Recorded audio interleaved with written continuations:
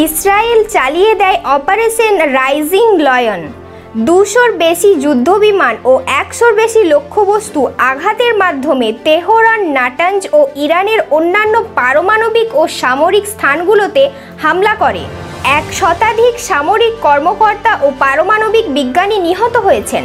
ইরানের ফরায়েদুন আব্বাসিন ডাভানি ও মোহাম্মদ মেহদি তেরানজি সহ 6 জন প্রাণ হারিয়েছেন যুক্তরাষ্ট্রের তদন্তে।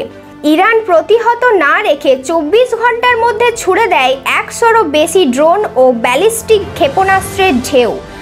ইসরায়েলি সামরিক ঘাঁটি প্রবেশ লক্ষ্য করে অব্যাহত হামলা শুরু করে। যদিও আয়রন ডোম সিস্টেম বেশিরভাগ হামলা আটকে দেয়, তবুও নিহত ও আহতের খবর পাওয়া গেছে।